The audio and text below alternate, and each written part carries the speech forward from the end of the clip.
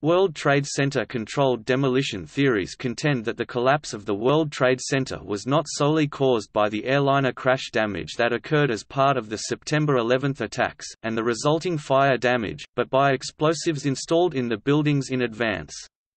Controlled demolition theories make up a major component of 9/11 conspiracy theories. Early advocates such as physicist Stephen E. Jones, architect Richard Gage, software engineer Jim Hoffman, theologian David Ray Griffin, and Dutch demolitions expert Danny Jowenko, argued that the aircraft impacts and resulting fires could not have weakened the buildings sufficiently to initiate a catastrophic collapse, and that the buildings would not have collapsed completely, nor at the speeds that they did, without additional energy involved to weaken their structures. The National Institute of Standards and Technology (NIST) and the magazine Popular Mechanics examined and rejected these theories. Specialists in structural mechanics and structural engineering accept the model of a fire-induced, gravity-driven collapse of the World Trade Center buildings, an explanation that does not involve the use of explosives. NIST found no corroborating evidence for alternative hypotheses suggesting that the WTC towers were brought down by controlled demolition using explosives planted prior to September 11, 2001. In 2006, Jones suggested that thermite or super thermite may have been used by government insiders with access to such materials and to the buildings themselves, to demolish the buildings. In April 2009 Jones, Dane Niels H. Harrott and 7 other authors published a paper in the Open Chemical Physics Journal, causing the editor, Professor Marie-Paul Polenny, to resign as she accused the publisher of printing it without her knowledge. This article was titled Active Thermitic Material Discovered in Dust from the 9/11 World Trade Center Catastrophe, and stated that they had found evidence of nanothermite in samples of the dust that was produced during the collapse of the World Trade Center towers. NIST responded that there was no clear chain of custody to prove that the 4 samples of dust came from the WTC site. Jones invited NIST to conduct its own studies using its own known chain of custody dust, but NIST did not investigate.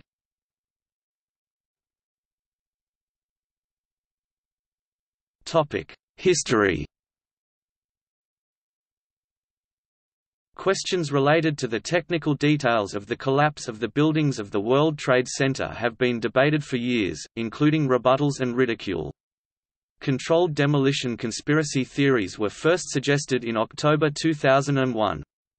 Eric Hushmid's book, Painful Questions, An Analysis of the September 11 Attack, in which the controlled demolition theory is explicitly advocated, was published in September 2002. David Ray Griffin and Stephen E. Jones are the 2 most prominent advocates of the theory. Griffin's book The New Pearl Harbor, published in 2004, has become a reference work for the 9/11 Truth movement.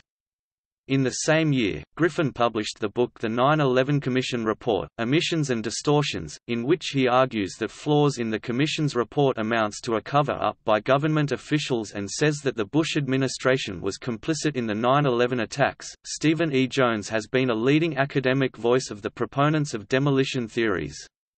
In 2006, he published the paper, Why Indeed Did the WTC Buildings Completely Collapse? Brigham Young University responded to Jones' increasingly speculative and accusatory statements by placing him on paid leave, and thereby stripping him of 2 classes, in September 2006, pending a review of his statements and research. 6 weeks later, Jones retired from the university. The structural engineering faculty at the university issued a statement which said that they do not support the hypotheses of Professor Jones. In its final report, NIST stated that it found no corroborating evidence for alternative hypotheses suggesting that the WTC towers were brought down by controlled demolition using explosives planted prior to September 11, 2001. NIST also did not find any evidence that missiles were fired at or hit the towers.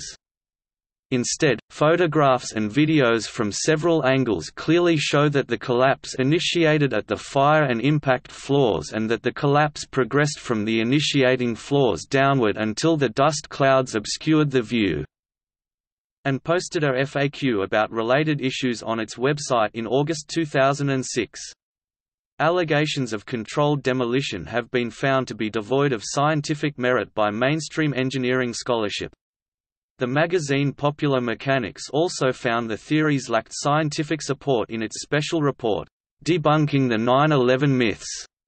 Articles, letters and comments by controlled demolition advocates have been published in scientific and engineering journals. In April 2008, a letter titled, 14 Points of Agreement with Official Government Reports on the World Trade Center Destruction, was published by Stephen E. Jones, Frank Legg, Kevin Ryan, Anthony Sazambotti and James Gawley in the Open Civil Engineering Journal. A few months later, in July 2008, an article titled, "Environmental Anomalies at the World Trade Center – Evidence for Energetic Materials" was published by Ryan, Gawley and Jones in The Environmentalist. Later that same year, in October 2008, the Journal of Engineering Mechanics published a comment by chemical engineer and attorney James R. Gawley, in which he describes what he considered fundamental errors in a 2007 paper on the mechanics of progressive collapse by Bazant and Verger. In the same issue, Bazant and La rebutted Gawley's arguments, finding his criticisms scientifically incorrect. They suggested future critics should become acquainted with the relevant material from an appropriate textbook on structural mechanics, or risk misleading and wrongly influencing the public with incorrect information. In April 2009, Danish chemist Niels H. Harrit, of the University of Copenhagen, and 8 other authors published a paper in the Open Chemical Physics Journal, titled, Active Thermitic Material Discovered in Dust from the 9/11 World Trade Center Catastrophe. The paper concludes that chips consisting of unreacted and partially reacted superthermite, or nanothermite, appear to be present in samples of the dust. The paper contained no scientific rebuttal and the editor-in-chief of the publication subsequently resigned. Internet websites and videos have contributed to the growth of the movement of individuals supporting the theory that planted explosives destroyed the World Trade Center. The website of Architects and Engineers for 9/11 Truth cites the membership of over 2,400 architects and engineers. The controlled demolition theory often includes allegations that U.S. government insiders planned or participated in the destruction of the WTC in order to justify the invasion of Iraq and Afghanistan. The theory features prominently in popular entertainment-type movies, such as Loose Change, as well as more documentary-type films, such as 9/11's Blueprint for Truth, by San Francisco area architect Richard Gage, while mainstream press has a significant history of derogatory labels, descriptions and interpretations of demolition theory advocates, i.e., in 2006, the magazine New York reported that a new generation of conspiracy theorists is at work on a secret history of New York's most terrible day. The theory has been supported by a number of popular actors, musicians and politicians, including Charlie Sheen, Willie Nelson, former governor of Minnesota Jesse Ventura, talk show host Rosie O'Donnell, and actors Ed Asner and Daniel Sunjata.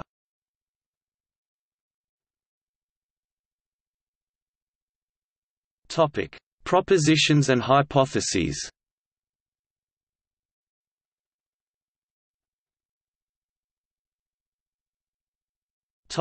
Main towers. On September 11, the North Tower 1WTC was hit by American Airlines Flight 11 and the South Tower 2WTC was hit by United Airlines Flight 175, both Boeing 767 aircraft. The South Tower collapsed 56 minutes after the impact, and the North Tower collapsed 102 minutes after.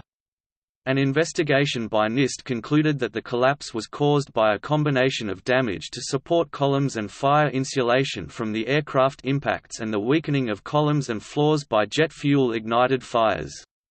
NIST also found no corroborating evidence for alternative hypotheses suggesting that the WTC towers were brought down by controlled demolition using explosives planted prior to September 11, 2001.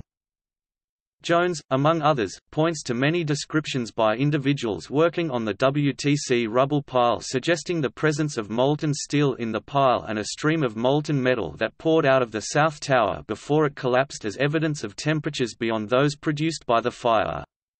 Jones has argued that the molten metal may have been elemental iron, a product of a thermite reaction.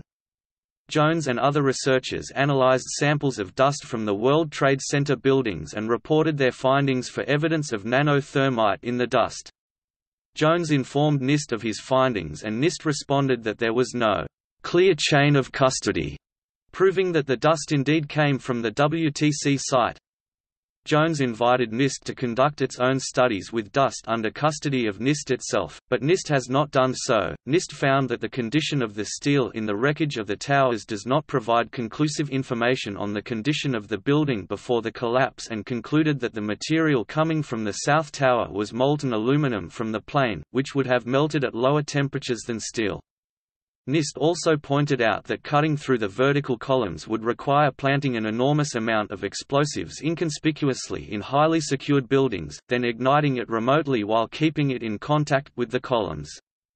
The Energetic Materials Research and Testing Center performed a test with conventional thermite and was unable to cut a vertical column, despite the column being much smaller than those used in the World Trade Center. Jones and others have responded that they do not believe that thermite was used, but rather a form of thermite called nanothermite, a nanoenergetic material which developed for military use, propellants, explosives, or pyrotechnics.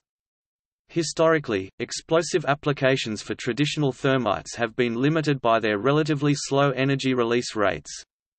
But because nanothermites are created from reactant particles with proximities approaching the atomic scale, energy release rates are far improved. The NIST report provides an analysis of the structural response of the building only up to the point where collapse begins, and asserts that the enormous kinetic energy transferred by the falling part of the building makes progressive collapse inevitable once an initial collapse occurs. A paper by Zdeněk indicates that once collapse began, the kinetic energy imparted by a falling upper section onto the floor below was an order of magnitude greater than that which the lower section could support. Engineers who have investigated the collapses generally agree that controlled demolition is required to understand the structural response of the buildings. While the top of one of the towers did tilt significantly, it could not ultimately have fallen into the street, they argue, because any such tilting would place sufficient stress on the lower story, acting as a pivot, that it would collapse long before the top had sufficiently shifted its center of gravity. Indeed, they argue, there is very little difference between progressive collapse with or without explosives in terms of the resistance that the structures could provide after collapse began. Controlled demolition of a building to code requires weeks of preparation, including laying large quantities of explosive and cutting through beams, which would have rendered the building highly dangerous and which would have to be done without attracting the attention of the thousands of people who worked in the building. Controlled demolition is traditionally done from the bottom of buildings rather than the top, although there are exceptions depending on structural design. There is little dispute that the collapse started high up at the point where the aircraft struck.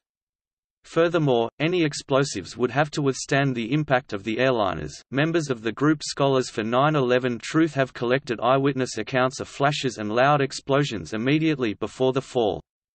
Eyewitnesses have repeatedly reported of explosions happening before the collapse of the WTC towers, and the organization, International Center for 9/11 Studies, has published videos obtained from NIST, together with indications about when such explosions could be heard. There are many types of loud sharp noises that are not caused by explosives, and seismographic records of the collapse do not show evidence of explosions. Jones and others have argued that horizontal puffs of smoke seen during the collapse of the towers would indicate that the towers had been brought down by controlled explosions. NIST attributes these puffs to air pressure, created by the decreasing volume of the falling building above, traveling down elevator shafts and exiting from the open elevator shaft doors on lower levels. In September 2011, Iranian President Mahmoud Ahmadinejad, who holds a PhD in transportation engineering and planning, said that it would have been impossible for two jetliners to bring down the towers simply by hitting them and that some kind of planned explosion must have taken place. Al-Qaeda sharply criticized Ahmadinejad in their English-language publication, Inspire, calling his assertions, "a ridiculous belief that stands in the face of all logic and evidence."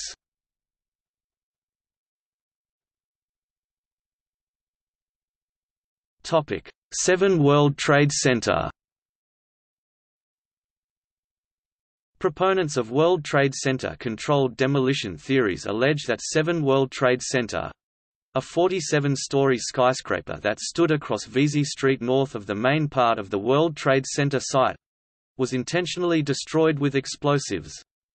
Unlike the Twin Towers, 7 World Trade Center was not hit by a plane, although it was hit by debris from the Twin Towers and was damaged by fires which burned for 7 hours, until it collapsed completely at about 5:20 p.m. on the evening of September 11. A new building has been erected on the site of the old and opened in May 2006. Several videos of the collapse event exist in the public domain, thus enabling comparative analysis from different angles of perspective.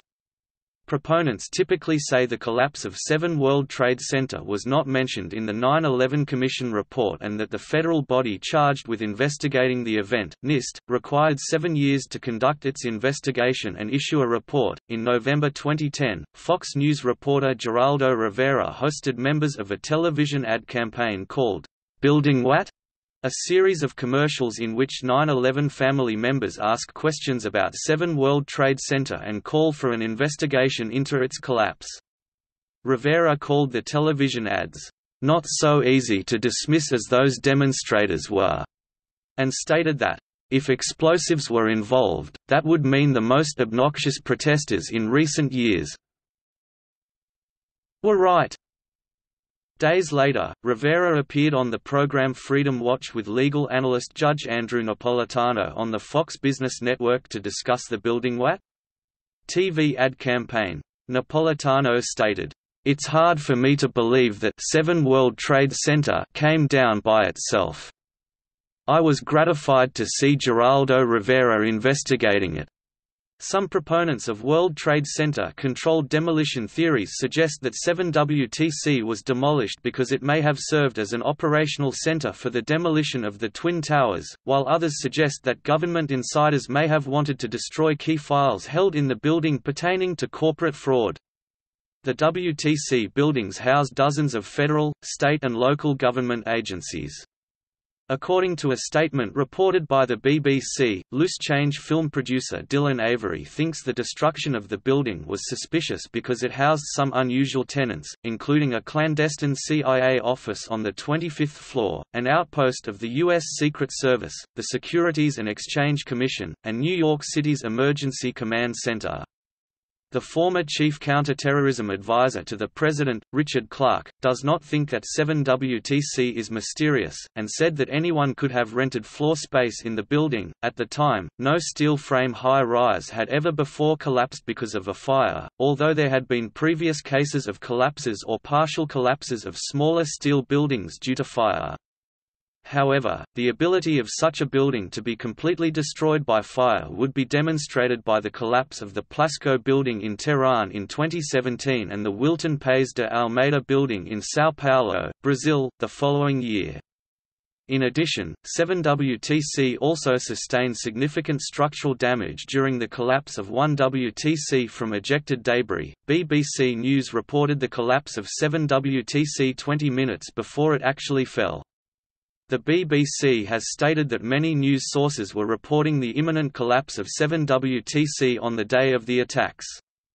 Jane Stanley, the reporter who announced the collapse prematurely, called it a very small and very honest mistake, caused by her thinking on her feet after being confronted with a report she had no way of checking. In the PBS documentary America Rebuilds, which aired in September 2002, Larry Silverstein, the owner of 7WTC and leaseholder and insurance policy holder for the remainder of the WTC complex, recalled a discussion with the fire department in which doubts about containing the fires were expressed. Silverstein recalled saying, "We've had such terrible loss of life, maybe the smartest thing to do is pull it.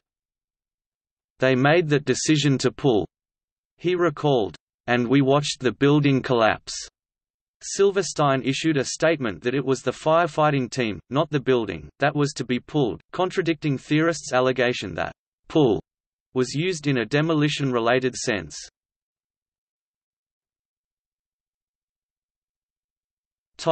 NIST report. In 2002, the National Institute of Standards and Technology (NIST) began a general investigation into the collapse of the World Trade Center but soon made a decision to focus first on the collapse of the Twin Towers. A draft version of its final report on the collapse of 7WTC was released in August 2008. The agency has blamed the slowness of this investigation on the complexity of the computer model it used, which simulated the collapse from the moment it begins all the way to the ground, and NIST says the time taken on the investigation into 7WTC is comparable to the time taken to investigate an aircraft crash. The agency also says another 80 boxes of documents related to 7WTC were found and had to be analyzed. These delays fueled suspicion among those already questioning the validity of the September 11 attacks that the agency was struggling to come up with a plausible conclusion. NIST released its final report on the collapse of 7 World Trade Center on November 20, 2008. Investigators used videos, photographs and building design documents to come to their conclusions. The investigation could not include physical evidence as the materials from the building lacked characteristics allowing them to be positively identified and were therefore disposed of prior to the initiation of the investigation. The report concluded that the building's collapse was due to the effects of the fires which burned for almost 7 hours.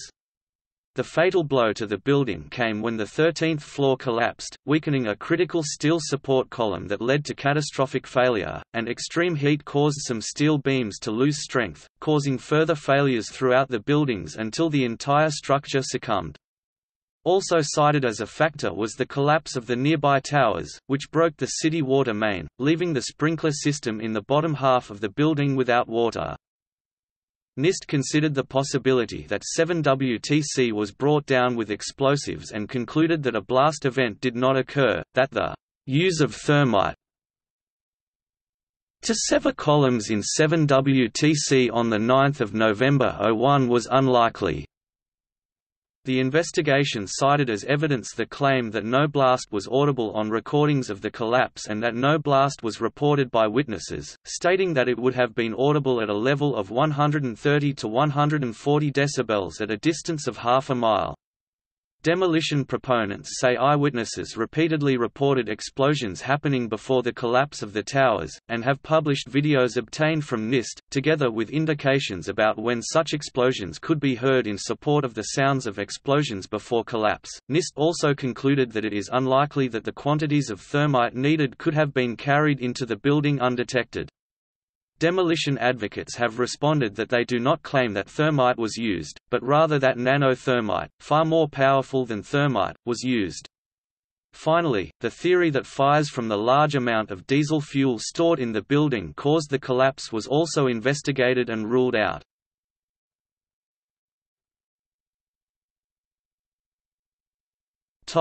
Reactions. The American Society of Civil Engineers Structural Engineering Institute issued a statement calling for further discussion of NIST's recommendations, and Britain's Institution of Structural Engineers published a statement in May 2002 welcoming the FEMA report, noting that the report expressed similar views to those held by its group of professionals. Following the publication of Jones' paper, "Why Indeed Did the WTC Buildings Completely Collapse?"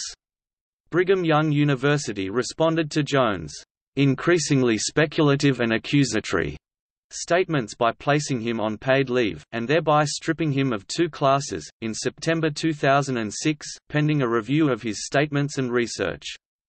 6 weeks later, Jones retired from the university. The structural engineering faculty at the university issued a statement which said that they do not support the hypotheses of Professor Jones. On September 22, 2005, Jones gave a seminar on his hypotheses to a group of his colleagues from the Department of Physics and Astronomy at BYU. According to Jones, all but one of his colleagues agreed after the seminar that an investigation was in order, and the lone dissenter came to agreement with Jones' suggestions the next day. Northwestern University professor of civil engineering Zdeněk Bazin, who was the first to offer a published peer-reviewed theory of the collapses, wrote, "A few outsiders claiming a conspiracy with planted explosives." As an exception, Bazin and Verger trace such strange ideas to a mistaken impression that safety margins in design would make the collapses impossible. One of the effects of a more detailed modeling of the progressive collapse, they say, could be to dispel the myth of planted explosives.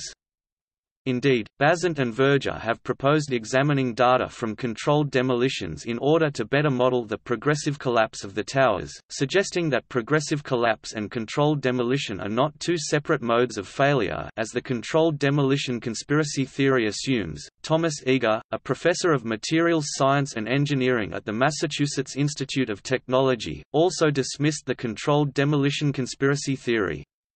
Eagar remarked, "These people in the 9/11 Truth movement use the reverse scientific method. They determine what happened, throw out all the data that doesn't fit their conclusion, and then hail their findings as the only possible conclusion."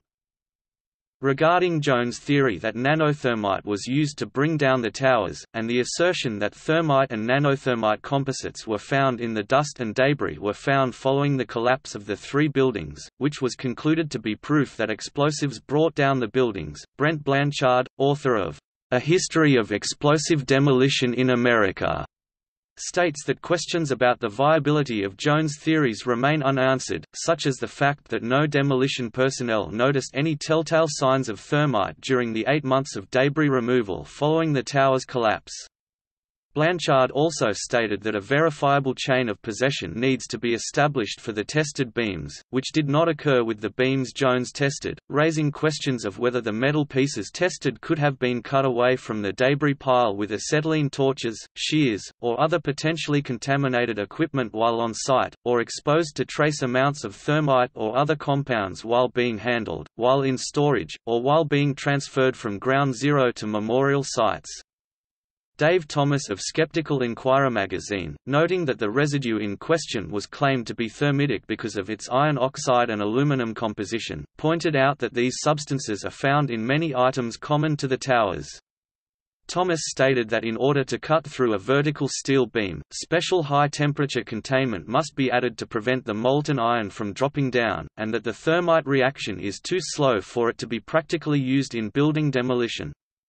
Thomas pointed out that when Jesse Ventura hired New Mexico Tech to conduct a demonstration showing nanothermite slicing through a large steel beam, the nanothermite produced copious flame and smoke but no damage to the beam, even though it was in a horizontal, and therefore optimal position. Preparing a building for a controlled demolition takes considerable time and effort.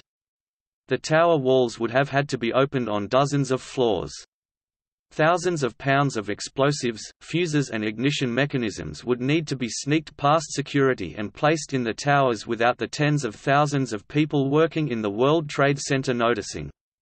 Referring to a conversation with Stuart Vyse, a professor of psychology, an article in the Hartford Advocate asks, how many hundreds of people would you need to acquire the explosives, plant them in the buildings, arrange for the airplanes to crash, and, perhaps most implausibly of all, never breathe a single word of this conspiracy? World Trade Center developer Larry Silverstein said, hopefully this thorough report puts to rest the various 9/11 conspiracy theories, which dishonor the men and women who lost their lives on that terrible day. Upon presentation of the NIST's detailed report on the failure of Building 7, Richard Gage, leader of the group Architects and Engineers for 9/11 Truth said, how much longer do we have to endure the cover-up of how Building 7 was destroyed, in which Dr. S. Shyam Sundar, the lead NIST investigator, said he could not explain why the skepticism would not die. I am really not a psychologist, he said. Our job was to come up with the best science. James Quintier, professor of fire protection engineering at the University of Maryland, who does not believe explosives brought down the towers, questioned how the agency came to its conclusions, remarking, "They don't have the expertise on explosives," though he adds that NIST wasted time employing outside experts to consider it.